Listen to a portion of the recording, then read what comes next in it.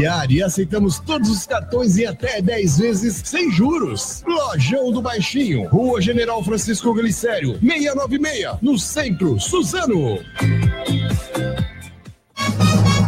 Sua empresa precisa vender na internet? Em apenas 7 dias, tenha sua loja virtual completa e venda imediatamente para o mundo. Sistema integrado de pagamentos, controle de estoque, frete e correios, entre outros recursos e toda assistência necessária. Planos para todos os tamanhos de negócios, com integração da loja dentro do Facebook. Aproveite o Black Friday. Divulgue seus produtos e serviços agora. Acesse www.mapadotesouro.com.br e clique no banner. Comece a vender pela internet. Tem uma loja virtual. mapadotesouro.com.br.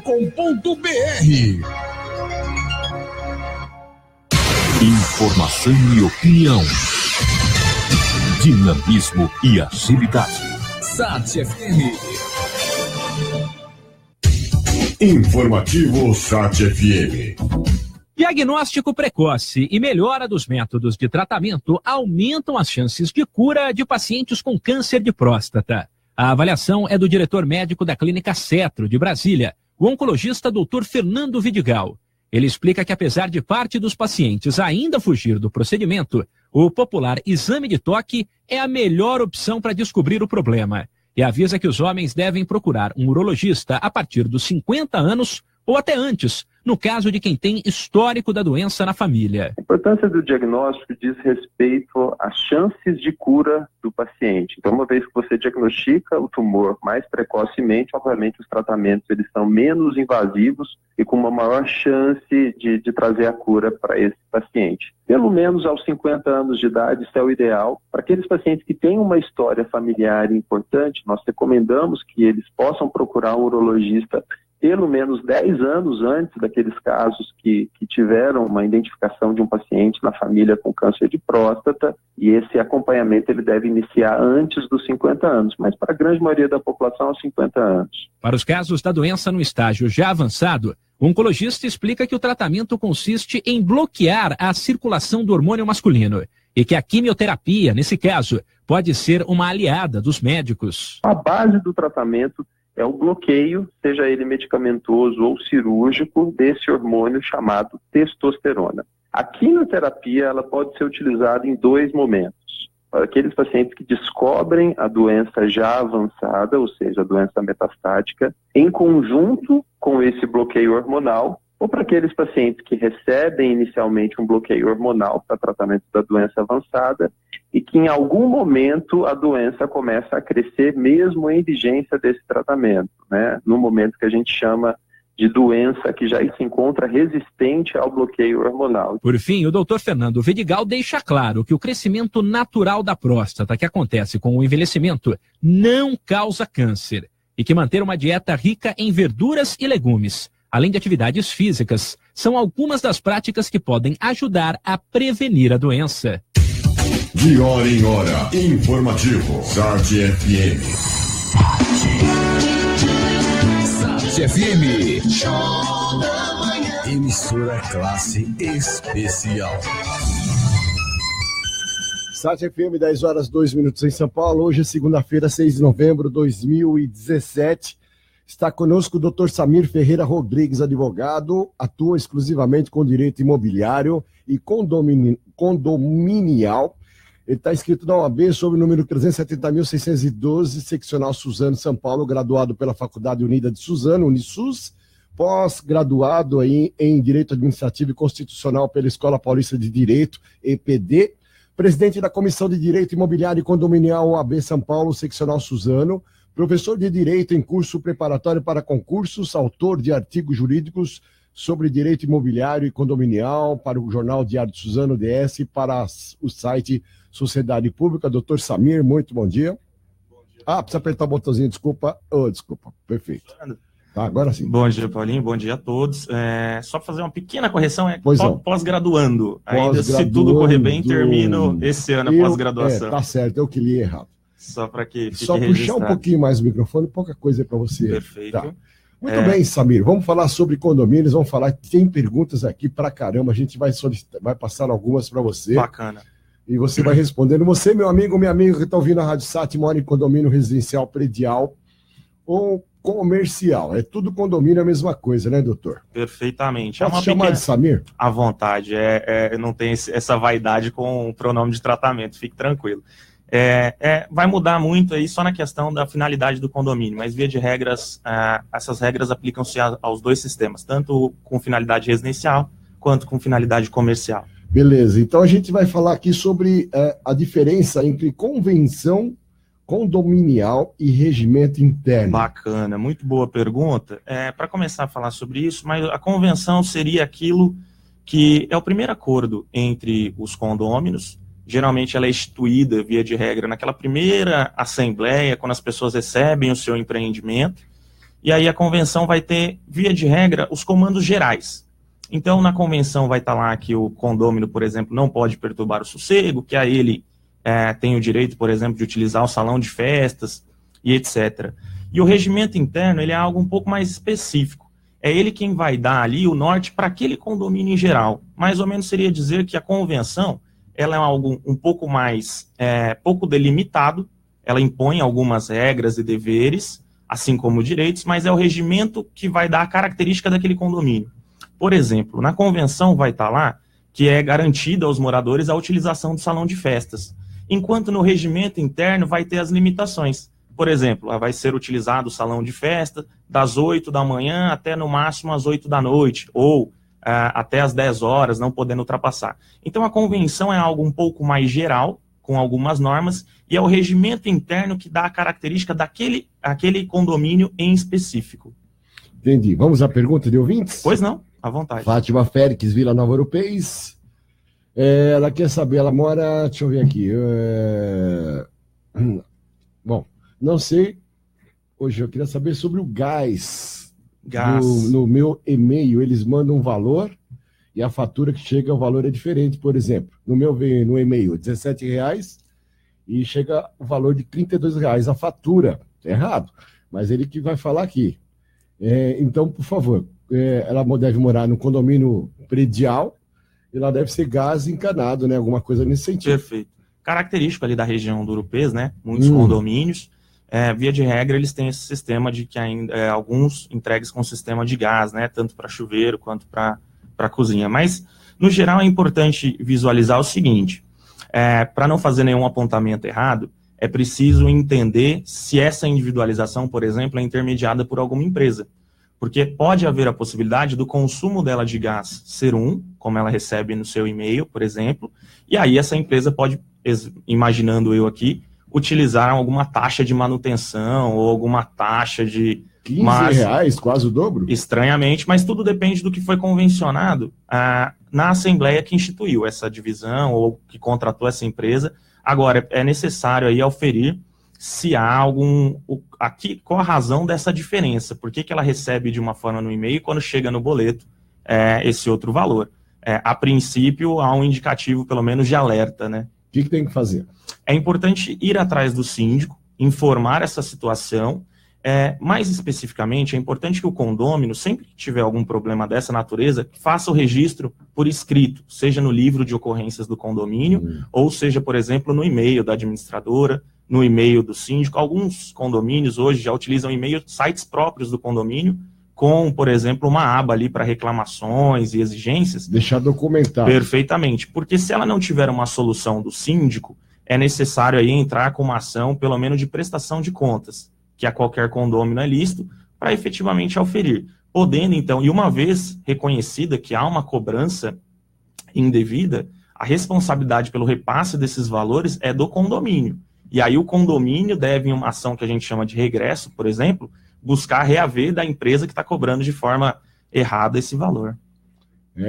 Você entendeu, Fátima? Você deve entrar, então, em contato via documento, tá? Não é verbal, nada de verbal, hein? Tudo tem que ser preto no branco, escrito... Perfeito. Se não houver nenhum canal de comunicação, a gente aconselha sempre o uso da notificação extrajudicial.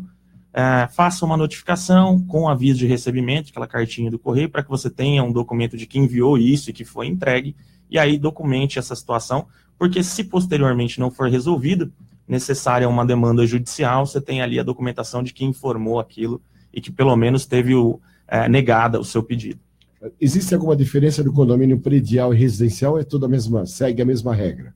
Hoje a doutrina, ela usa, na verdade, a definição das palavras, a gente costuma trabalhar com a ideia de condomínio edifício ou condomínio edilício. Na verdade, é a mesma dinâmica, o mesmo significado, a ideia de condomínio residencial. Quando a gente usa a expressão residencial, é para indicar finalidade. Então, é um condomínio de residências, para impedir, por exemplo, que se atue naquele condomínio com a comercialização de qualquer forma que seja. Seriam casas térreas? Não necessariamente. Não necessariamente. Não. Hoje a gente tem uma divisão mais apropriada que a gente usa assim, os dois são condomínios residenciais, por exemplo, o de casinhas ou sobrados e o de prédio. A diferença é a disposição dessas. Umas são verticais, que é o que a gente chama de condomínio de casas, porque a disposição desses imóveis é de forma vertical. E temos o condomínio horizontal, que é o de prédios propriamente dito, porque a disposição das unidades é horizontal, uma sobre a outra. Tá. Achava que era o contrário. Pois é, há uma pequena diferença aí, uma divergência, mas é nesse sentido. O síndico deve estar à disposição dos condôminos 24 horas por dia? Boa pergunta. 24 horas por dia seria quase que humanamente impossível. Escravidão. Sem dúvida, para qualquer pessoa. Mas é importante que o síndico, por exemplo, na sua sindicância, estabeleça dias e horários para o atendimento dessas exigências e para o atendimento das pessoas. Então, aquele que tem a intenção de ser síndico, ele deve saber que ele precisa ter uma agenda mais flexível. Por exemplo, indicar lá duas vezes por semana, um determinado horário, uma manhã ou uma tarde no condomínio, para que ouça aí as reclamações e reivindicações dos condôminos. Quem que pode ser síndico? Qualquer pessoa, física ou jurídica. Tem que ser proprietário? Não necessariamente. O próprio Código Civil, ele autoriza a possibilidade de um síndico fora do condomínio. E é uma questão que vem crescendo bastante hoje em dia. Pode ser um síndico fora do condomínio? Pode. Nem precisa morar ali? Não. Mesmo? Pois pode ser tanto pessoa física como jurídica, ou seja, pode ser uma pessoa comum ou uma empresa com essa finalidade de administração de condomínios, ou eventualmente pode ser um morador ou não. Tanto é verdade isso, que hoje a gente começa a trabalhar com a ideia, em São Paulo um pouco mais popular, na nossa região ainda um pouco menos popular, síndicos profissionais, que são aquelas pessoas que, em tese, se capacitam para realizar essa atividade. E aí eles têm ali, por exemplo, 5, 6, 10 condomínios que eles tomam conta, sem necessariamente ser morador daquele condomínio. Caramba, interessante. E o cara para ser síndico, ele, por exemplo, ele não tem que estar contribuindo com o condomínio. Então, se ele tiver condomínio atrasado, ele pode ser síndico? Perfeito. O único impedimento que a gente tem para o condômino inadimplente no condomínio é a participação de assembleias e a votação em assembleias. Quanto à questão de ser síndico em inadimplência, não há uma proibição clara no código. Então, o código não diz, se estiver inadimplente, não poderá ser síndico. Porém, eu acho que não é de bom tom que os condomínios elejam aí para síndico uma pessoa que esteja inadimplente. Dadas as circunstâncias, porque ele vai trabalhar com as contas do condomínio. Então, não há um impedimento, mas também não é aconselhável. É um risco. Que nem, por exemplo, um síndico... Não, depois eu venho com essa pergunta. Me fugiu exatamente a pergunta que eu ia te fazer sobre o síndico. O síndico, geralmente, em alguns condomínios, tem vários síndicos que agem como se fosse o dono do condomínio. Perfeito. Eles são meio que ditadores. Fazem o que querem, mandam... Eu já vi situação que o síndico proibia a entrada da mulher do Yakult, proibia a entrada do cara da água. Você quer buscar água, você tem que ir lá na portaria com o galãozão de 20 litros que pesa pra caramba. Perfeito. Você quer ir comprar o gás, você tem que ir lá buscar na portaria. Qualquer coisa parecida. Tem produtos de limpeza, que é aquelas empresas que vendem na porta dos condomínios. Não, você quer comprar, você vai ter que ir lá na portaria. Perfeito. Quanto a essa imposição, essa ditadura dos síndicos, é importante dizer que o síndico não cria regra. É importante frisar isso. Então, o morador, quando for exercer o seu direito de condômino, ele precisa estar munido ali da convenção, do regimento interno, para que ele tenha ali algum embasamento no que vai pedir. Porque é muito comum, Paulinho, uma das coisas que as pessoas pouco olham quando adquirem um imóvel, principalmente em condomínio, é dar uma olhadinha na convenção, no regimento interno, para ver se a vida dele se adequa àquele condomínio. Porque, dadas essas proibições, alguns condomínios têm principalmente nos de classe média alta, tem muitas restrições, baseado ali na importância em tese das pessoas, na importância em tese das pessoas que ali residem. Então, assim, esse problema de, não pode buscar tal coisa, tem que ver até que ponto isso está extrapolando, porque de um lado você tem a questão da segurança dos próprios moradores, para não autorizar qualquer pessoa a entrada e etc., mas, via de regra, algumas coisas são extremas. Então, é importante dizer, por exemplo, tem casos de condomínios que você não pode subir o condomínio, por exemplo, o indivíduo está fazendo uma reforma e não pode subir com materiais de construção no elevador, ainda que respeite o peso. Veja o problema disso, o cara vai ter que subir não sei quantos andares com material nas mãos, então... Saco de cimento nas costas, exatamente. 3 andares. Precisa ter um bom senso do síndico, ainda que a convenção proíba, é importante que os condôminos tenham ali, o síndico principalmente, tenha um bom senso. Mas voltando ao início da pergunta, não é o síndico quem define as regras. A dinâmica do condomínio, ela é, na verdade, um grande contrato entre todos os condôminos. Então, aquilo que foi estipulado em assembleia, em convenção coletiva e no regimento interno, deve ser seguido. E para as alterações e concessões, é importante uma nova assembleia, ou eventualmente uma assembleia extraordinária para tratar desse assunto. Mas o síndico fica sempre limitado ao que está na convenção. Essa pergunta do condômino, ele é sempre o condômino é o proprietário ou é o morador da casa? Mesmo que seja casa de aluguel. Uma casa, prédio, apartamento, sei lá. Aí a gente precisa dividir só em duas questões. Primeiro, assim, a responsabilidade por penalidades é da unidade. Então, quando o cara deixa de pagar, por exemplo, a sua cota condominial, quem está infringindo não é necessariamente o morador. Quem está infringindo é a unidade. Então, a gente chama o proprietário. Então, a gente chama isso no direito de obrigação property, é uma obrigação própria da coisa. Então, não é a obrigação da pessoa proprietária pagar a contribuição. A obrigação é porque ele tem um imóvel naquele condomínio, por exemplo. Então, via de regra, algumas disposições são sobre o proprietário, salvo a penalidade, por exemplo, do condômino antissocial, que essa recai sobre a pessoa que está tendo aquela conduta. É proibido o condomínio, só puxar um pouquinho mais perto do microfone, por favor. Pois não. O condomínio, por exemplo, citar o número do apartamento ou da casa que está devendo? Essa é uma questão muito bacana. É moral ou imoral isso? Gera muita polêmica, né? Porque antigamente se colocava cheque nos caixas da padaria, Perfeito. Cheque sem fundo, né? Era liberado geral. Depois entraram com uma lei aí e tal, que não pode expor o caloteiro. Perfeito. O inadimplente, vai, um termo mais bonitinho, inadimplente. Eu coadono da sua resignação, porque, veja, me parece que nos tempos em que vivemos nessa ideia de politicamente correto, às vezes a gente tem algumas alterações aí das questões de fato, né? Então, veja, hoje parece que o dano moral se aplica a muita coisa e não era essa bem a visão do doutrinador, das pessoas que criaram lá o código e a proteção ao dano moral. Mas, enfim, indo direto à pergunta, a questão é a seguinte: hoje a gente preza, e aí o conselho jurídico é que sempre que for fazer divulgação dos inadimplentes, que seja pelo das unidades. A utilização de nomes, e a gente frisar que o local onde isso vai ser exposto é muito importante. Por exemplo, não se aconselha ao síndico ou à administradora colocar informativo na entrada do prédio com o nome do inadimplente, porque ali passam, além dos condôminos, passam fornecedores de produtos e serviços, o pessoal que trabalha dentro do condomínio. Então a exposição ela foge àquilo que deveria ser apenas entre os condôminos. Aí cabe destacar que também é dever do síndico fazer a exposição, nesse caso, por exemplo, por unidade sempre, dos inadimplentes. Porque o síndico tem um dever de responsabilidade com os demais condôminos de informar quem paga e quem não paga, tendo em vista que é uma coisa de todos. Então o síndico não deve ocultar essa informação. Por exemplo, o síndico pode rodar uma circular, tendo em vista que a inadimplência está muito alta, ele pode rodar uma circular com o número das unidades e o valor da inadimplência, a título de que essas pessoas tomem uma atitude para cumprir ali os débitos. Mas a gente nunca aconselha a utilização de nomes. Só o número da unidade. Melhor o número da unidade, é mais seguro.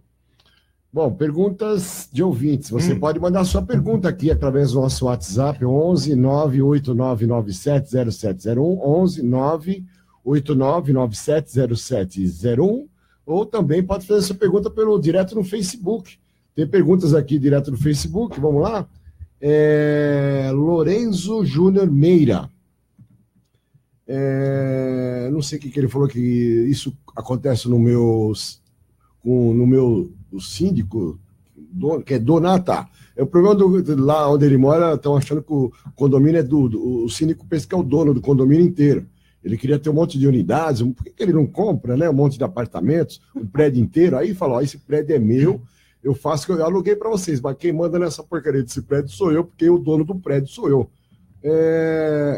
Os moradores podem usar área comum como estacionamento? A pergunta é do Lorenzo Júnior Meira. Não sei qual bairro ele estava. Área comum como estacionamento. Eu vou tentar interpretar um pouquinho melhor a pergunta do Lorenzo e obrigado pelo envio da pergunta. Via de regra, Paulinho, a vaga de garagem já é, em tese, área comum. É importante frisar que quando o Lorenzo provavelmente adquiriu o apartamento dele, dentro da descrição ali vai ter a metragem da área privativa, a metragem da área comum e vai ter a disposição sobre quantas vagas, por exemplo, ele tem na garagem. É comum nos condomínios hoje em dia, pelo pouco espaço, é uma vaga por unidade. Não sei se você entende bem, mas me parece que além da vaga dele, ele gostaria de estacionar outros veículos, né, em outras partes comuns. Não é permitido nesse sentido, tá? Então, ao condômino é reservado a vaga da sua unidade, pode ser ela determinada ou determinável, ou seja, determinada é aquela que já vem na sua matrícula ali, por exemplo, apartamento tal, vai ter a vaga de número 49. Ou determinável, em que vem ali na matrícula escrito que o condômino terá o direito a uma vaga de garagem, e aí cabe ao condomínio definir isso. Mas se ele já faz utilização de uma das suas vagas, ou no caso de ter uma ou duas, não se pode permitir que em outras partes que não tenham essa destinação, ou seja, em áreas comuns que não tenham destinação de vaga de garagem, permita-se ali guardar veículos. Então tá, a Ana Carolina Arantes está mandando parabéns para você, tá bom? A doutora Carol aí, para os mais íntimos, uma amiga pessoal, trabalhamos juntos, e ela também é presidente lá da seccional em Mogi, se não me falha a memória, de proteção aos direitos dos animais ali e meio ambiente. Bom dia a todos e ao doutor, meu nome é Ícaro Jean Franco, sou síndico profissional e tenho uma dúvida. O condomínio que está em acordo, mesmo que em dia, pode votar em assembleia ou se enquadra no artigo 1335 do Código Civil? Muito bom a pergunta. Pois tem outra pergunta. Eu vou te fazer essa e depois te faz a segunda. Perfeito. Essa é uma questão bastante interessante e que, na prática, é fácil de resolver. O artigo referido pelo Ícaro, ele trata da seguinte questão. Diz lá, o condômino inadimplente ou o condômino poderá participar e votar em assembleia estando quite, né? Ou seja, sem nenhum débito. E aí cabe a seguinte pergunta. É fácil de interpretar a princípio, mas tem uma pequena ressalva. Ou seja, o cara que deve condomínio, em tese, ele não pode nem votar, nem participar de assembleia. E aí a segunda parte é a seguinte, porém, a questão dele vai ser no sentido de, e o cara que fez o acordo daquele parcelamento? E aí você tem duas correntes. Primeira corrente diz que a interpretação de estar quite, ou seja, mesmo com o parcelamento, ele ainda deve o condomínio. Então ele só estaria quite após a quitação integral do débito, podendo assim participar da assembleia. E aí você tem uma outra corrente que diz que aquele parcelamento, mais ou menos como funciona no direito tributário, ele seria uma novação da dívida. Então, se você, credor, aceitou que eu fizesse um parcelamento, eu não te devo mais, salvo se eu atrasar esse parcelamento. Então, você tem essas duas correntes. Para resolver a questão... Que é o acordo, né? Que seria o acordo. Uhum. Então, você tem essas duas correntes. Para resolver a questão é muito simples. Basta que os condomínios, na hora que forem fazer esse acordo, coloquem uma cláusula simples, dizendo se aquilo é uma novação da dívida, e a partir daí o condômino poderá participar em assembleia, ou se aquilo não é uma novação da dívida e é só uma facilitação para o pagamento, e a dívida continuaria, então. Nesse sentido, não poderia participar. Se não houver nenhuma previsão, eu entendo que aplica-se a regra do artigo, ou seja, mesmo com um acordo, ele ainda não poderia participar e votar em assembleia. O cidadão está devendo condomínio há 10 anos. Pois não. 5 anos, 6 anos. Caduca? Que nem outras dívidas? Caduca em 5. 5 anos, caduca em 5. Aí é importante fazer uma ressalva. O síndico, ele responde pelo condomínio de forma objetiva. O que significa dizer que ele responde pelo dolo, quando ele tem a intenção de prejudicar o condomínio, e responde também por culpa, ou seja, quando ele é omisso, imprudente, negligente ou imperito. Ou seja, vamos imaginar o seguinte exemplo: tem um cidadão lá que tem uma dívida com um condomínio de 5 anos, e ela está para prescrever na gestão daquele síndico. Se o síndico não acionar o jurídico e entrar com uma ação, a responsabilidade por aquele débito passa a ser dele, ainda que ele não soubesse disso. Fica clara a ideia? Então, veja, se o síndico deixou de fazer, ou seja, deixou de efetuar a cobrança daquela dívida e deixou prescrever, a responsabilidade recai sobre ele. A responsabilidade não seria da administradora? A responsabilidade é sempre do síndico, porque é dele o dever de gestão. Agora, se ele quiser, por exemplo, imagina nessa mesma situação, ele não foi avisado pela administradora, ele não consegue excluir a responsabilidade dele, ou seja, o condomínio poderá entrar com uma ação contra o síndico para reaver esse direito, esse dinheiro que ele deixou de cobrar. E o síndico poderá, em uma ação de regresso, tentar responsabilizar a administradora, mas essa relação é síndico-administradora. O condomínio não pode ser lesado por causa disso. O síndico, ele toda compra, vamos mudando um pouco, o síndico, quando ele faz algum tipo de reforma, compra de algum produto para o condomínio, ele tem que fazer que nem as empresas, 3 orçamentos, pelo valor mais baixo ele vai lá e compra, ou não, ele vai direto, já compra direto no primeiro. Bacana. A gente sabe de casos, sem mencionar ninguém, sem acusar ninguém, de propinas, né? Graninha por fora, né? Que o síndico leva uma grana para fazer compra em determinado lugar, ou pede para aumentar o valor da nota, que nem infelizmente existe em tudo que é lugar. Por que num condomínio também não existiria? Exatamente. Na verdade, o que a gente tem em condomínio, eu costumo dizer que é um espelho em menor proporção do que a administração pública. Então, óbvio que você vai ter pessoas de uma índole duvidosa que vão fazer esse tipo de situação, que acaba prejudicando o próprio condomínio. Mas é importante dizer que não há nenhuma regra legal que imponha esse tipo de procedimento. Por exemplo, que seria uma espécie de licitação. Você vai lá, tira o orçamento. O que é comum na prática é que a própria administradora faz esse serviço. Então, via de regra, o síndico pede à administradora que cote determinado produto com 3 ou 4 empresas, e aí a administradora vai apresentar esses cálculos para o síndico, e aí ele vai dizer qual que ele prefere escolher. Salvo, ou seja, não há imposição legal, mas nada impede que, por uma questão democrática mesmo, que seja votado em assembleia e que possa ser feita dessa forma. Por exemplo, compras a partir de tal valor será votado em assembleia para escolher, e aí cabe à assembleia escolher quem vai ser a melhor empresa e quem vai ser contratado. Agora, não é a decisão única do síndico. Em princípio porque é o síndico o dever de gestão. Então, porque se queimar uma lâmpada, vai ficar fazendo assembleia para trocar uma lâmpada. Por isso a hipótese. O próprio Código Civil, ele traz uma regra para determinadas questões, principalmente no caso de obras, não necessariamente compras, mas no caso de obras, a gente divide as obras em 3, voluptuárias, que são as obras de embelezamento, por exemplo, quer mudar pintura, vai fazer o jardim, que são obras de embelezamento. Para essas obras, independente do valor, o síndico precisa ter aprovação de 2/3 em assembleia. É obrigatório. Ainda que a convenção diga o contrário, essa regra está imposta no Código Civil. 2/3 das pessoas que estarão lá na assembleia. Não, 2/3 das unidades, o que é muito difícil de conseguir. Tem 50 casas, 50 apartamentos, só vai 10 lá, 15, Perfeito. 12 lá na reunião de condomínio? Infelizmente é um retrato. Aí tem algumas alternativas, como, por exemplo, assembleia aberta, em que o síndico convoca a assembleia para uma determinada data, mas que deixa a sua votação em aberto até determinada data na expectativa de colher esse quórum, né? Ou assembleias sucessivas para tentar chegar a esse quórum sobre essa determinada questão. Agora, só para concluir a ideia, então o síndico necessariamente não precisa fazer essa cotação, porém, se houver previsão na convenção, e aí aos condôminos é lícito fazer essa exigência, né? Votar se vai ser necessário esse tipo de contratação, esse tipo de cotação.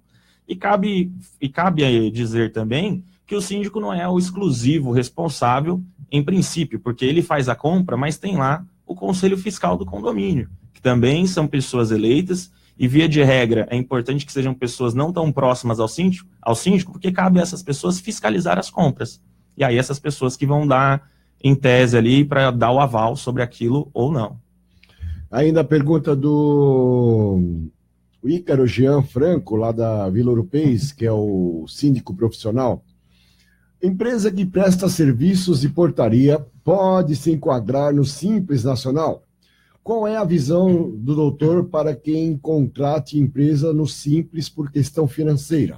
Olha, aí eu vou pedir desculpa ao Ícaro, porque eu não vou adentrar na questão tributária e qual o melhor regime para contratação. Sinto, eu vou pedir licença sobre a questão, ou se de repente ele quiser especificar um pouco mais, mas quanto à questão tributária, me foge ao conhecimento técnico. Só aproveita e passa o telefone para contatos, o seu telefone, para quem tiver dúvidas, outras dúvidas. Sem dúvida. Depois aí, né, outro horário, seu escritório, enfim, para que as pessoas terem dúvidas logo depois. Olha, queria entrar com uma ação, não sei o que lá. Manda bala. Bacana, obrigado pelo espaço, Paulinho. O telefone é o 11-97992-5870, tanto para ligações quanto para ali o aplicativo de mensagens, né, o WhatsApp. E fora isso, os que tenham interesse também podem conhecer o site do escritório, né? É samirrodriguesadvocacia.com.br. Lá tem um espaço para contato direto comigo, direto com a caixa de e-mail do site, e aí eu respondo sempre todos os e-mails e todos os contatos. 10h29 em São Paulo. Daqui a pouquinho a gente volta com o Dr. Samir falando sobre área residencial, condomínios, etc. e tal. Vamos para uma pausa, tomar um cafezinho, voltamos Papo em Catapimba, 10 minutinhos no máximo. Lojão do Baixinho, o shopping do seu bebê em Suzano. Enxoval completo, carrinhos, móveis, moda bebê, cadeirinhas e acessórios. Temos crediário e aceitamos todos os cartões em até 10 vezes sem juros. Lojão do Baixinho, Rua General Francisco Glicério, 696, no centro, Suzano. Mais um episódio da saga Skywalker volta ao Centerplex. Desta vez, Rey busca entender o balanço da força a partir dos ensinamentos do mestre Jedi, Luke. Enquanto isso, o império do vilão Kylo Ren enfrenta a Aliança Rebelde e Star Wars, Os Últimos Jedi. Estreia dia 14 de dezembro. Garanta já seu ingresso antecipado pela internet ou na bilheteria do cinema. Saiba mais em centerplex.com.br. Se tem sessão, tem diversão. Sua empresa precisa vender na internet? Em apenas 7 dias, tenha sua loja virtual completa e venda imediatamente para o mundo. Sistema integrado de pagamentos, controle de estoque, frete e correios, entre outros recursos e toda assistência necessária. Planos para todos os tamanhos de negócios, com integração da loja dentro do Facebook. Aproveite o Black Friday. Divulgue seus produtos e serviços agora. Acesse www.mapadotesouro.com.br e clique no banner. Comece a vender pela internet. Tem uma loja virtual. mapadotesouro.com.br.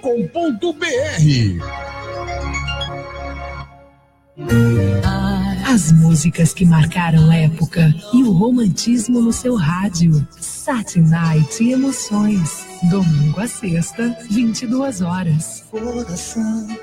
A Rádio Sat FM está selecionando representantes comerciais com experiência em vendas externas, masculino ou feminino. Para agendar entrevista, ligue 4743-7615. 4743-7615. A Rádio Sat FM está selecionando representantes comerciais com experiência em vendas externas, ambos os sexos. Ligue para entrevista 4743-7615. 4743-7615. Rádio Sat FM, a rádio que fala com você. Você já baixou o aplicativo Android para o seu smartphone ou tablet para ouvir a Sat FM com som de qualidade? Não? Então vá até o Play Store, digite Sat FM, baixe e instale grátis e ouça a Sat FM com som digital. Aplicativo Android da Sat FM, não fique fora dessa. Informação e opinião. Dinamismo e agilidade. Sat FM. Informativo Sat FM. Estudante interessado em participar do vestibular 2018 das FATECs, as Faculdades de Tecnologia do Estado de São Paulo, tem até esta segunda-feira, às 15h, para pedir o abono da taxa de inscrição. O primeiro passo é preencher um formulário pela internet no site vestibularfatec.com.br. Depois, ele precisará entregar na própria unidade onde pretende estudar, até às 20h desta segunda, os documentos que comprovam os dados informados no pedido. Podem solicitar a isenção total da taxa. Por exemplo, estudantes que cursaram o ensino médio ou programa de educação de jovens e adultos em escolas da rede pública. Mas a renda bruta familiar do candidato não pode passar de R$ 1.405,50 por pessoa. O estudante que não se enquadrar nos requisitos ainda pode pedir um desconto de 50%, cujas regras para concessão também estão disponíveis no site. De hora em hora, informativo. Sat FM. Sat FM, a rádio que fala com você, fazendo Suzano acontecer, com música, informação e bons serviços à população. Aqui o seu dia é mais feliz, é o seu lugar de verdade. 87,5, a sua rádio Sat. Sat FM, 10 horas e 34 minutos em São Paulo. Estamos aqui com o Dr. Samir Ferreira Rodrigues, advogado, que atua nos direitos imobiliário e condominial, né? Vamos bater um papo aqui ainda, falar sobre você que mora em condomínio. Você pode mandar sua pergunta através do nosso WhatsApp 11 989970701, 11 989970701. Como eu falei, eu tô sem voz, a voz está sumindo, porque o jogo de ontem foi sensacional, Corinthians e Palmeiras, todo mundo sabe que eu sou corintiano. Vai Corinthians, ganhamos roubado, claro, sempre ganhamos roubado do Palmeiras. É tão gostoso ganhar roubado do Palmeiras. É emoção, né? Você é São Paulino, né? São Paulino. E estamos torcendo aí. Pô, você viu o São Paulo, cara? Conseguiu sair da zona de rebaixamento. Achei que ia ser rebaixado. Ainda tá correndo risco. Mas... Não, mas agora estamos, se não me falha a memória, a última vez que vi, estamos em 9º. Eu vou dizer para você que eu tô confiante aí que pode ser que dê até pré-Libertadores pro São Paulo. Pode ser. Tá todo mundo grudado ali, né? Pois é. E na verdade o êxito do São Paulo não caiu, acho que não cai mais, mas não caiu não por méritos dele. Infelizmente os outros times são bem piores, então a gente conseguiu escapar aí. Agora que encaixou um pouquinho, 3 vitórias, se não me falha a memória, desde 2015 que isso não acontecia. 3 vitórias seguidas no Brasileiro do São Paulo. Você reparou que os times que estão sem técnicos, os técnicos que não são técnicos, estão conseguindo resolver o problema? Resultados Santos, melhores. Por exemplo, o Santos, São Paulo. Pois é. E o Palmeiras, né? E aí, na verdade, o campeonato é muito diferente, esse campeonato que a gente está vivendo, porque, em regra, os times que estão lá na frente tiveram, pra você ver, já passaram 3, 4 técnicos, dependendo do time, mesmo assim, na ponta da tabela, tá bem incomum esse campeonato. Bom, a gente estava falando sobre administradora agora há pouco. Qual é o papel da administradora? Perfeito. O que cabe a ela, o que não cabe a ela? Ah, bacana essa pergunta, e aí tem que fazer uma ressalva aí sobre defender a nossa classe um pouquinho, os advogados. As administradoras de condomínio, elas têm um papel fundamental no auxílio ao síndico, obviamente, como diz o nome, na administração do condomínio. Então, via de regra, as administradoras são responsáveis por atender condôminos, o síndico, ela que faz a gestão dos pagamentos, envia os boletos, faz as cobranças. Então, assim, é uma infinidade de coisas que incumbe às administradoras de condomínio. Eu só faço uma crítica aqui, e não sou só eu, a própria OAB São Paulo, do nosso estado, tem combatido fortemente, ou pelo menos tentado, essa questão das administradoras oferecerem o serviço jurídico embutido. O primeiro problema é que só advogado pode oferecer consulta e serviço jurídico. Nada impede que as administradoras tenham um advogado, mas se tiverem, esse advogado deve advogar para a administradora, para ajudá-la ali nas questões.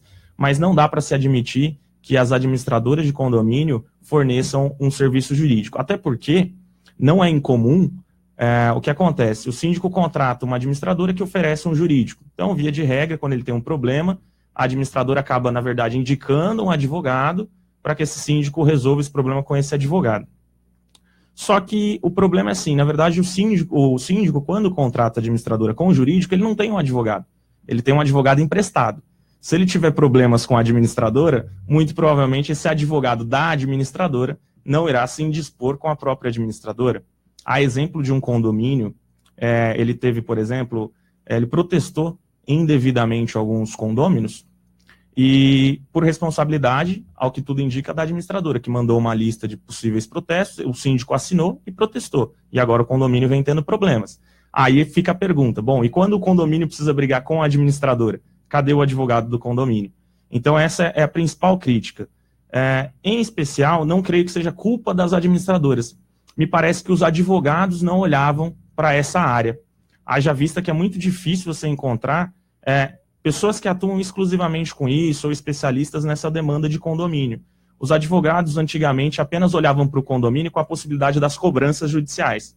Hoje são inúmeros os problemas que assolam aí os condomínios no geral. Samir, barulho, muito barulho. Condomínio, tem condomínios residenciais ou prediais, apartamentos, que tem barulho pra caramba. Ou é barulho em cima da cabeça lá, o que mora em apartamento, o cara tá batendo o pé, batendo martelo, arrastando móveis, ou é som muito alto, né, da casa do lado,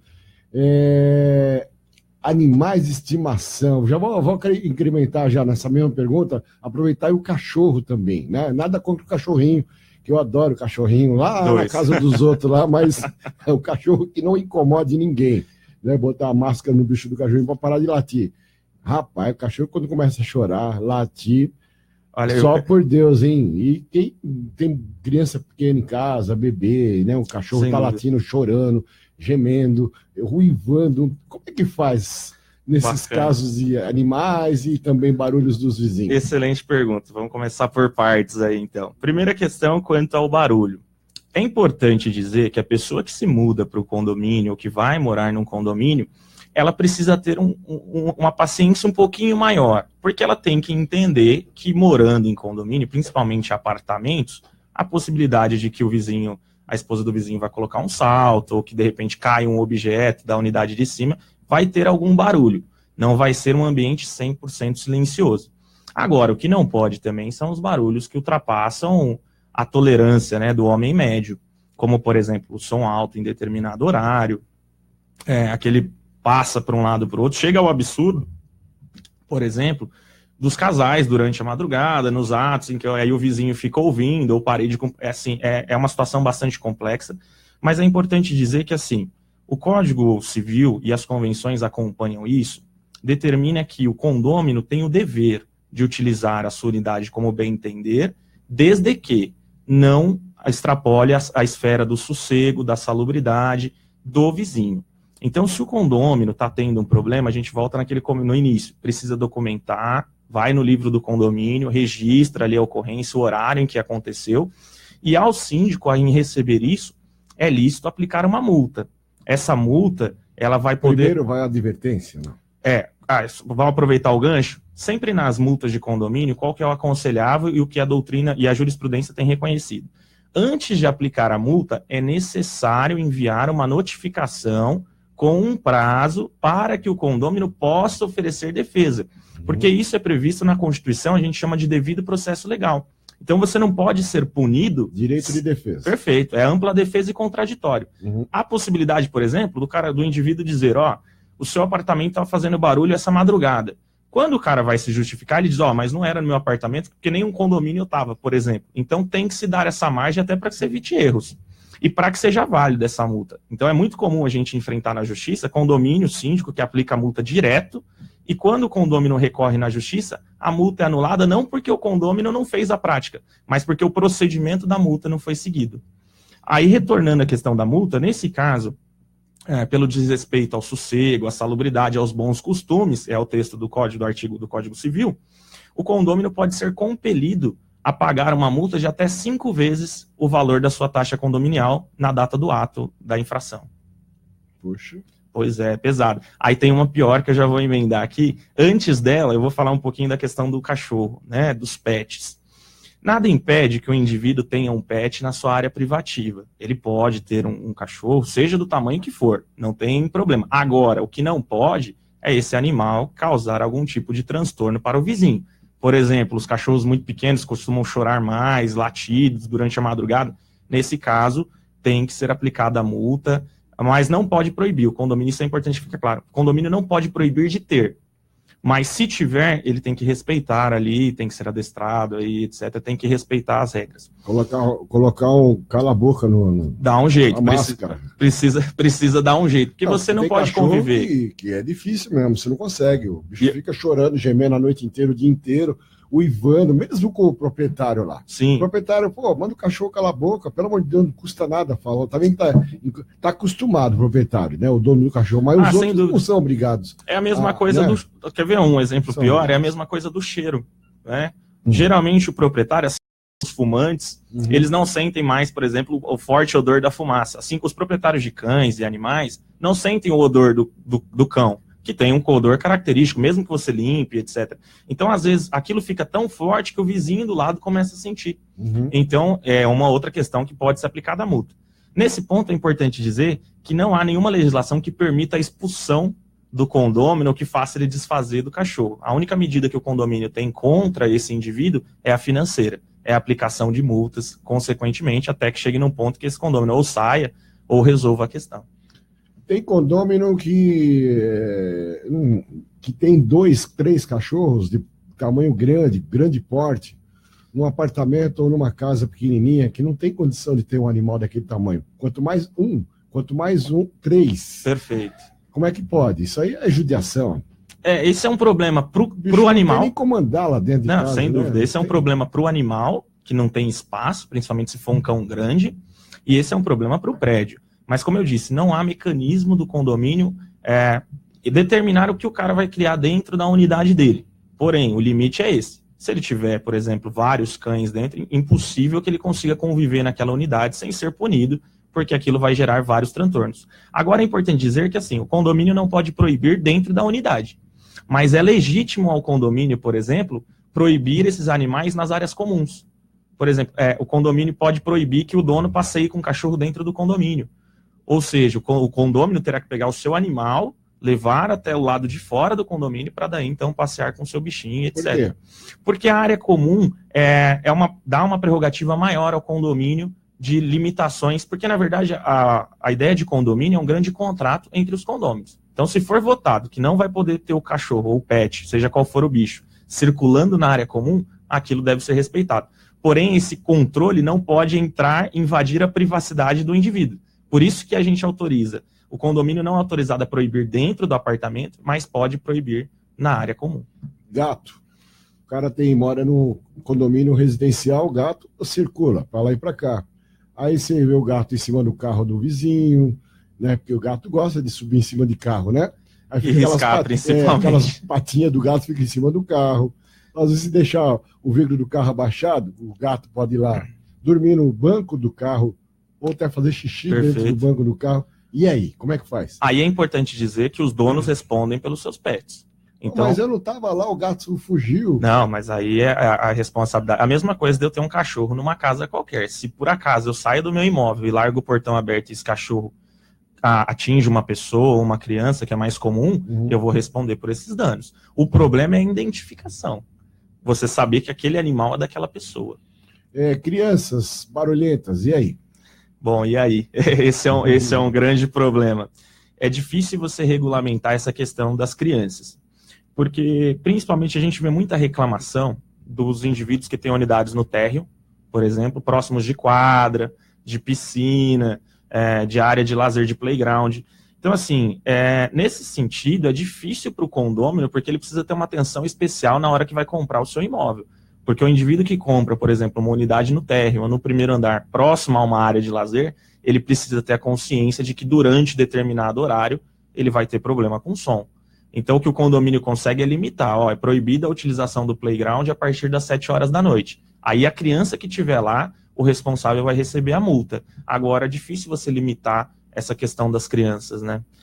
Salão de festas é bem ao lado dos apartamentos ou da residência. E aí?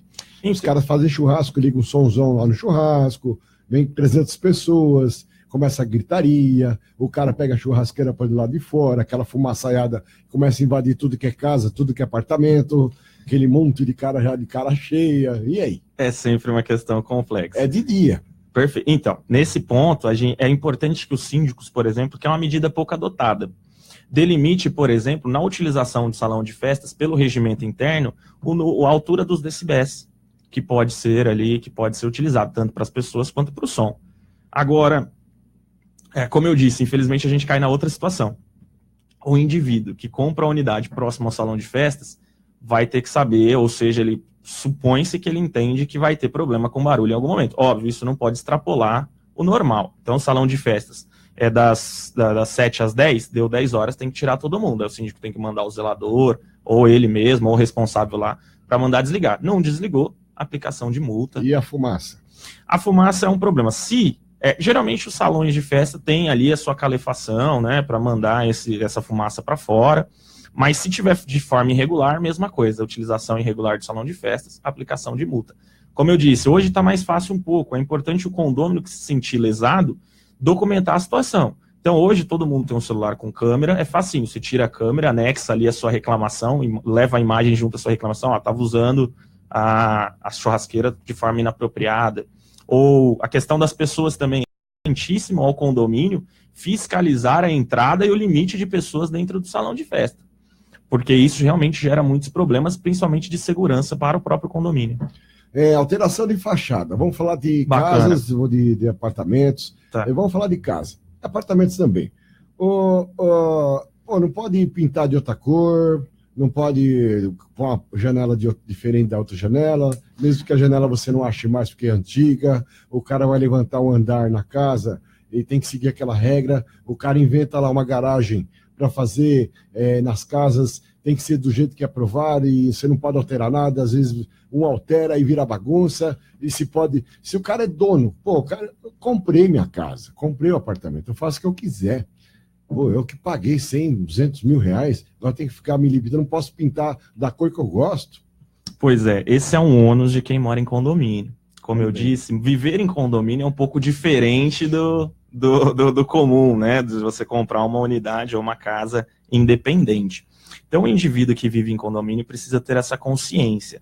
E não é nenhuma questão de estar na convenção, está no próprio Código Civil. Enquanto você fazia aí a pergunta, eu tomei o cuidado, está no artigo 1336 do Código Civil, e é bem claro, está lá no inciso 3º.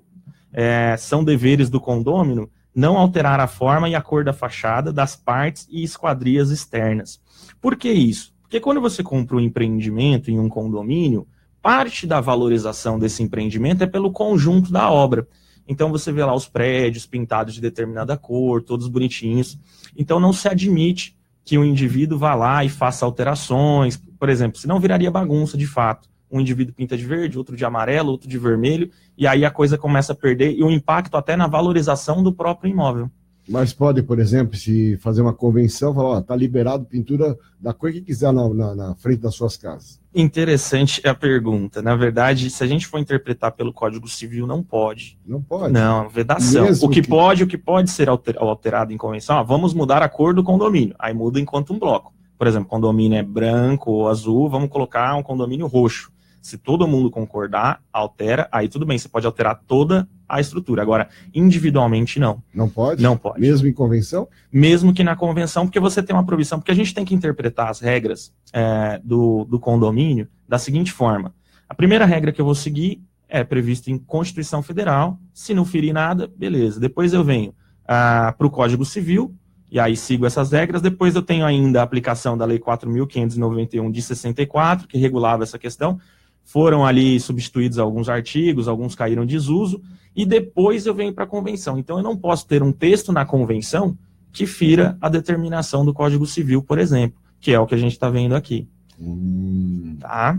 E se tiver, eu tenho que interpretar. Por exemplo, se eu tenho a convenção dizendo que pode e o código dizendo que não pode, eu tenho que interpretar segundo o Código Civil, que é a lei federal, por uma questão de hierarquia das normas. O condomínio responde por furtos e roubos na área comum? Por exemplo, eu moro lá, deixo meu carro, entrou um cara lá, arrombou meu carro, roubou o som do carro. E aí? Tem que provar, logicamente, roubado, tá ali, arrombado e tal. Perfeito. Quem responde? Vamos partir do princípio que há essa prova. Entrou um ladrão, roubou a bicicleta. Bacaníssima sua pergunta. Essa pergunta talvez é que gere grandes transtornos na vida em condomínio, né? Porque, na verdade, viver em condomínio necessariamente não é um contrato de segurança. A gente pensa na segurança quando mora no condomínio, mas a função do condomínio em si não é proteger.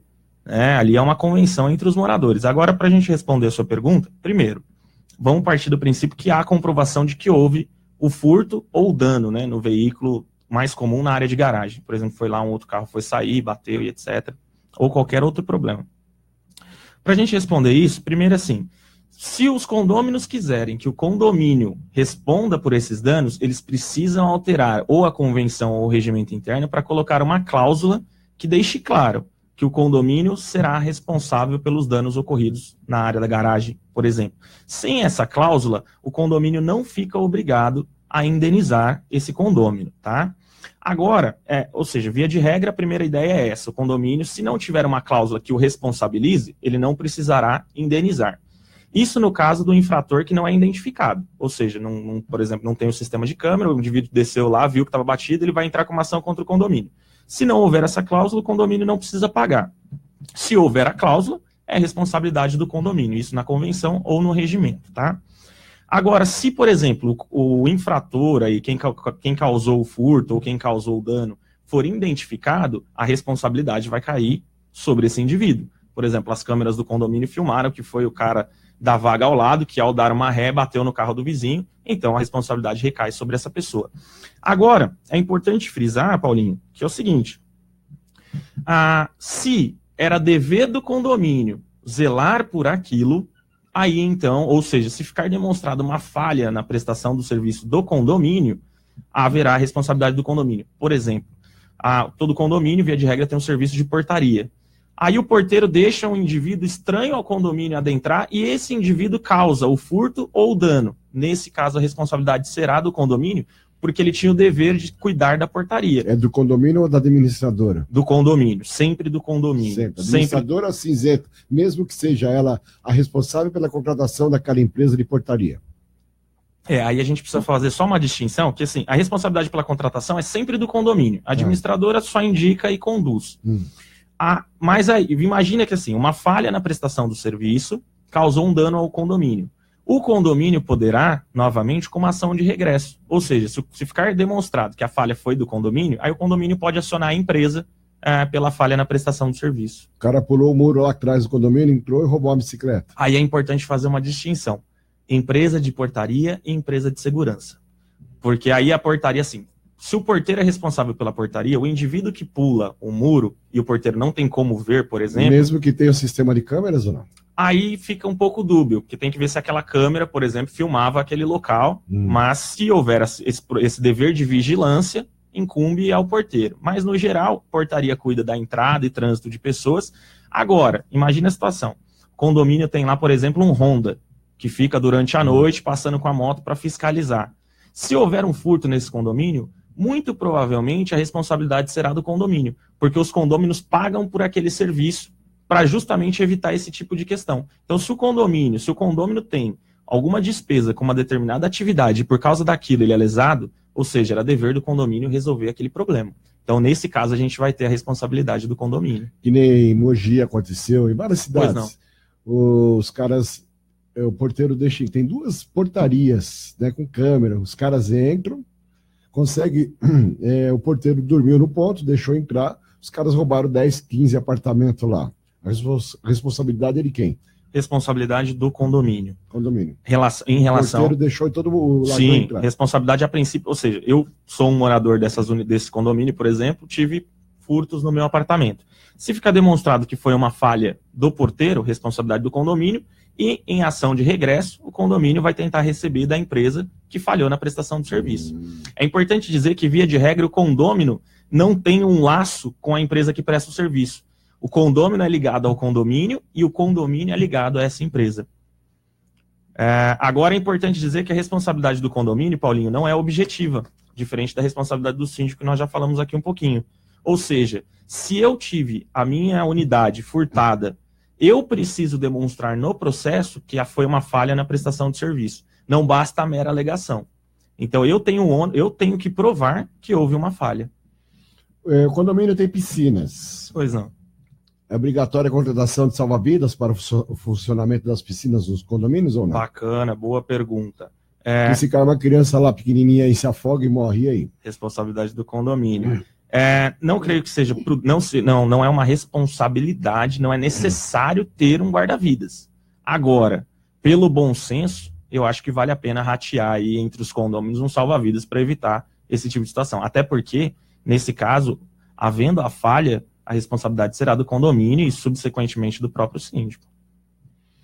O condomínio está obrigado a adaptar seus espaços físicos aos portadores de deficiência física? Muito boa pergunta, Paulinho. Isso aí está na lei, existe essa obrigatoriedade, por exemplo, prédios públicos, existe lei, né? Exatamente. De acessibilidade e tal. Não é aplicado em muitos lugares, como Suzano e outros locais. Infelizmente, não são todos os locais que têm acessibilidade às calçadas, enfim.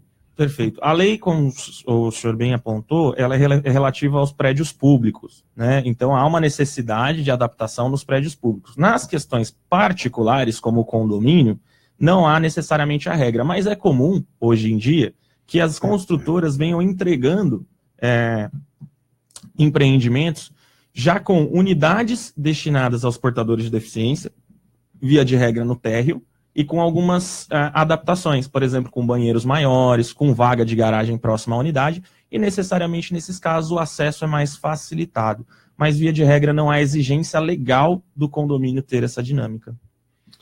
O morador pode utilizar seu apartamento ou casa para função comercial? Exemplo, uma moradora que faz salgadinho, vende entre outros vizinhos lá, né, bolo, etc. e tal, e eu tenho um escritório lá na minha casa, eu trabalho em casa, inclusive, eu posso receber visitas da minha casa para comercialmente falando? Bacana, pergunta, muito interessante. A questão é a seguinte, sempre deve ser respeitada a destinação a que o condomínio foi criado.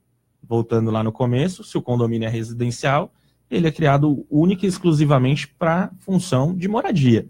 E se ele é comercial, ao inverso também não é possível, que o cara tenha seu escritório e more na sala comercial, por exemplo. Agora é importante dizer o seguinte, com a evolução da tecnologia, a gente tem dois tipos de atividade comercial dentro de casa. Por exemplo, eu tenho o exemplo que o senhor citou, que é a pessoa que faz salgadinhos, etc. e vende. Nesse aspecto é totalmente vedado, totalmente proibido. Por quê? Porque isso aumenta os riscos do próprio condomínio. Por exemplo, se o cara vai adaptar lá a sua cozinha para industrial, você vai ter um consumo maior de gás, os riscos de problemas com vazamento de gás, exposição a fagulhas, etc. e tal, pode prejudicar e muito o condomínio. E lembrando que a alteração de destinação do condomínio é uma das mais difíceis, porque a gente falou aqui que as obras, por exemplo, voluptuárias, precisam de 2/3. Na autorização de alteração do condomínio, precisa ser unânime. Então eu teria que convocar uma assembleia com todos os moradores e com decisão unânime de todos, dando a possibilidade de alterar. Agora, é importante frisar que tem algumas atividades que independem necessariamente de alteração na vida do dia a dia. Por exemplo, às vezes o indivíduo é um jornalista e ele trabalha em home office. Então ele vai lá escrever suas matérias do seu apartamento e vai enviar isso por e-mail, por internet. Nesse caso não há nenhuma proibição, porque a atividade dele não traz nenhum tipo de prejuízo, de risco ao condomínio. Então, veja, ele trabalhando dessa forma, o que não é admitido, por exemplo, um psicólogo, um advogado, um médico, num condomínio residencial, ficar atendendo seus pacientes. Porque mas isso não pode ser utilizado como uma visita? Poderia, mas desde que isso não seja dissimulado, né? Esse é o problema. Ele pode autorizar visitas, assim, na sua unidade você pode receber quem você quiser, mas aquilo não pode ter uma questão comercial. Por quê? Principalmente por causa da segurança. Porque você acaba tendo a frequência de muitas pessoas desconhecidas, estranhas ao condomínio, dentro sendo autorizadas a entrar no condomínio. Isso gera despesa com o porteiro, que vai ter que trabalhar mais, o pessoal da limpeza dos halls vai ter que trabalhar mais, porque eventualmente o número de pessoas circulando suja mais, e importa várias preocupações para o condomínio. Bom, e falando em portaria, a obrigação do porteiro é justamente pedir identificação para todas as pessoas que se adentrarem ao condomínio. Ah, sem mesmo dúvida. que seja em horário de festa. Ah, não, eu sou convidado da festa tal, tô indo lá. Mas o cara nem mostrou a identidade, nada. E o cara, qualquer um pode chegar lá e falar, eu sou convidado da festa. E no fim não é convidado e entra lá para assaltar e aí todo mundo, né? assume um risco. É importante que o condomínio, quando contrata essa empresa, delimite algumas regras. Por exemplo, de nada adianta ter um porteiro se ele ficasse lá só para apertar o botão de abrir e fechar o portão, né, do acesso. Então é importante que o porteiro seja instruído a recolher a identificação, a devida autorização, principalmente nessas questões de festa, viu, Paulinho? Porque é muito comum a gente ver, a gente vai visitar um amigo num condomínio, e aí você fala, poxa, eu vou deixar meu carro na rua, aí o cara vai lá, não, o porteiro é meu amigo, fica tranquilo, eu vou pedir para ele autorizar, você vai lá e deixa numa das vagas que ninguém usa. É um perigo, porque imagina se isso acontece, esse cara entra na festa ou depois sai meio alterado, bate num carro, atropela uma pessoa dentro do condomínio, olha o tamanho do problema. Então, em alguns casos é importante que as regras sejam seguidas, né? Para que não se tenha problemas futuros aí. Tamires Queiroz está mandando um abraço para você, sucesso. Ah, Tamires, muito obrigado.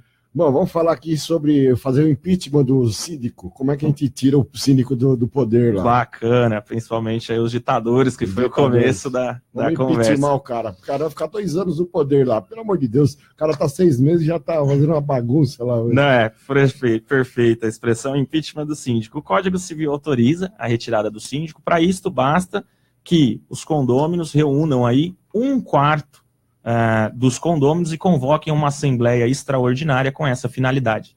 Não tem dificuldade, o quórum apenas é o quórum, 1/4. Com autorização dele ou não?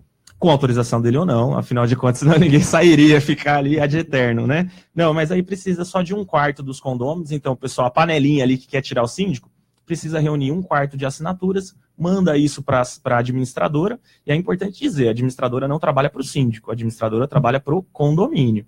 Então, manda isso para a administradora, convoca a assembleia no período que der, e aí o pessoal, quem tiver presente, vota ali. Primeira chamada, 50% dos condôminos, segunda chamada, a maioria simples. 2 perguntas em relação aí às multas e advertências, você já falou, mas eu gostaria que você falasse novamente.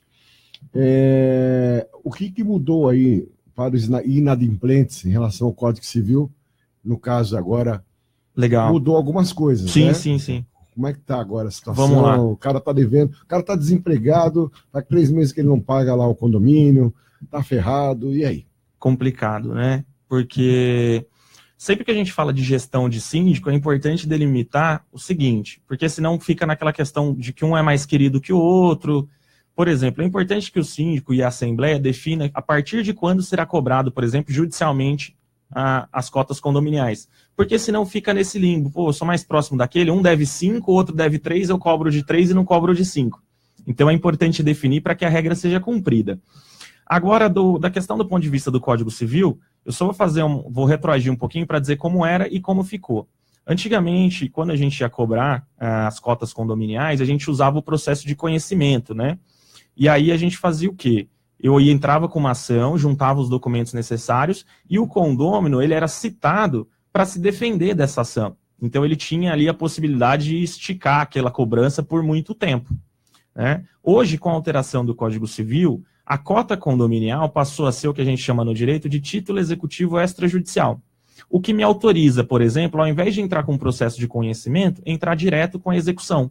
E a diferença é a seguinte: enquanto o condômino é citado para fazer a manifestação, ou seja, para se defender, no outro ele é citado num prazo mais curto apenas para pagar.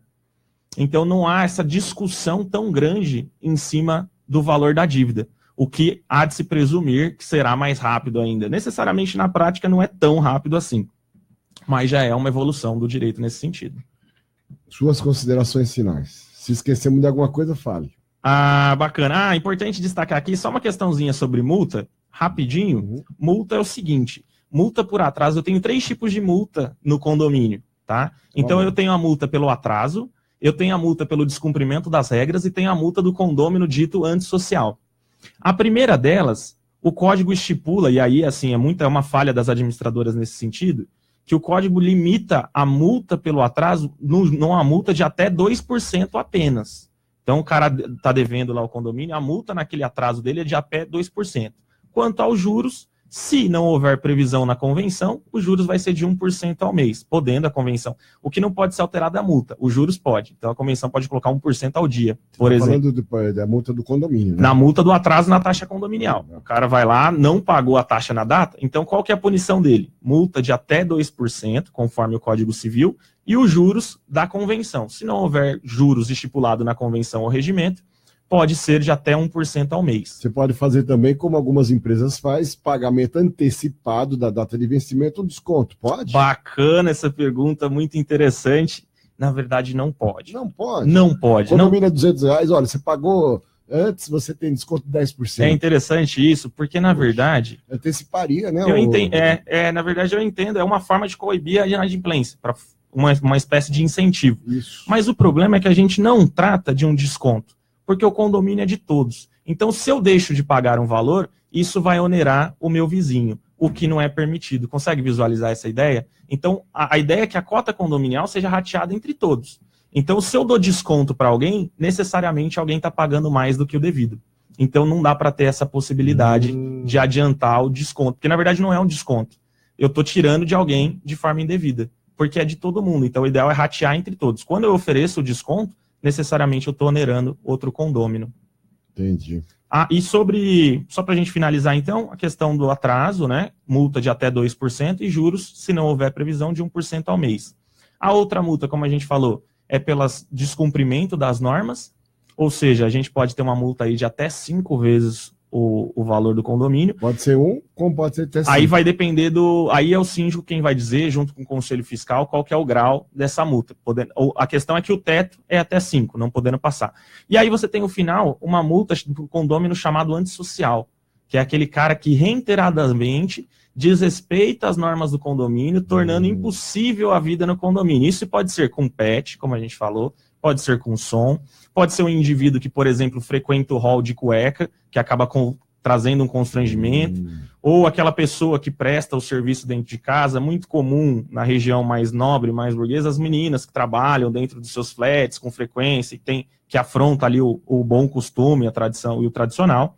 Para esse caso, eu posso ter uma multa de até 10 vezes a cota condominial da data da infração, ou seja, o código quis proteger a vida em condomínio, então eu posso ter uma multa muito mais pesada. Lembrando que essa multa, para ser o condomínio antissocial, precisa passar por assembleia para ter autorização. Suas considerações finais. Bom, eu gostaria de agradecer a oportunidade. Passe seu telefone, site, e-mail, Facebook, tudo que você puder passar, WhatsApp, por favor. Perfeito. Eu gostaria de agradecer a oportunidade, o convite. Na verdade, eu quase me convidei, né, para estar aqui hoje, mas agradeço a oportunidade de poder estar falando um pouquinho sobre condomínio e trazer as informações aqui para a nossa cidade. Agradecimento especial ao Paulinho, que deu a oportunidade em específico. Agradecimento à OAB, que sempre me acolheu muito bem, aos amigos que são mais próximos e a todo mundo que tem incentivado aí essa corrida no direito condominial, que infelizmente ainda é muito carente na nossa região. A gente tem muitos advogados, mas tem poucos especialistas. Então ainda é um pouco carente e, se possível, como dica para a advocacia, voltem seus olhos aos condomínios. Tem muita gente precisando de atividade e, em específico, precisando de especialistas. Sobre os contatos, eu gostaria de deixar aqui, então, o meu celular mais uma vez, que é o WhatsApp, pode receber ligações dele normal, é o 11 97992 5870. Repita. 11 97992 5870. E aí eu tenho o contato também do site do escritório, que é pelo site Samir Rodrigues Advocacia tudojunto.com.br, ou, se específico precisarem mandar já um e-mail direto, é contato@samirrodriguesadvocacia.com.br. Muito bem, tivemos aqui um bate-papo gostoso, descontraído com o Dr. Samir Ferreira Rodrigues, que é advogado, que atua exclusivamente com direito imobiliário e condominial. E foi muito legal e interessante essa nossa conversa, doutor. Acho que esclareceu dúvidas pra caramba, um monte de gente, né? Minhas, principalmente, eu tinha um monte de dúvidas, também conseguiu me esclarecer algumas dúvidas. Eu queria agradecer a Verônica pelas perguntas elaboradas também, viu, Verônica? Beijinho pra você. Obrigado, Verônica. E a gente está aqui sempre fazendo a festa mesmo e trazendo informações para toda a população do Brasil inteiro, porque a gente está transmitindo ao vivo. Que bacana. Então são pessoas de tudo que é lugar do Brasil que moram em condomínio residencial ou predial. E como você falou, o condomínio comercial, qual é a diferença do residencial? Aquele que tem os escritórios, condomínio também. Não, a diferença na prática, ela é bem pequena, no sentido de que as regras que eu aplico para um, eu aplico para o outro. O que vai mudar é a destinação. Portanto, no residencial, por exemplo, você vai ter a proibição de placas com anúncios de letreiros, etc. Enquanto no comercial, é fundamental para o funcionamento do negócio daquelas pessoas que têm aqueles anúncios, etc. Então, na verdade, o que vai diferenciar bem um de outro vai ser, no geral, as regras internas. Portanto, o comercial pode ser que tenha um horário mais estendido, ou eventualmente que se possa utilizar ali com a finalidade exclusiva para a residência, ou para o comércio, ou seja, esse condomínio comercial, por exemplo, não pode ter uma proibição de pessoas subindo. Afinal de contas, as pessoas ali vivem dos seus clientes. Pode ter uma lanchonete. Pode, sem sombra de dúvidas, independente. Aí o condomínio comercial só tem que ficar atento para as regras do município, para as regras das diretrizes ali da política do município. Por exemplo, se o indivíduo vai montar uma clínica, aí ele vai ter que se atentar aos cuidados e se o condomínio oferece estrutura para ele. Por exemplo, o descarte do lixo que pode ser contaminado, para a questão de legislação, fiscalização e etc. Mas, assim, no geral, as regras aplicam-se quase as mesmas. Legal. Obrigado pela sua presença. Imagina, eu que agradeço. E daqui a pouquinho, depois do break, a gente vai tocar uma música bem legal aqui, que eu tenho certeza que você vai gostar. Acordando o Prédio, Luan Santana.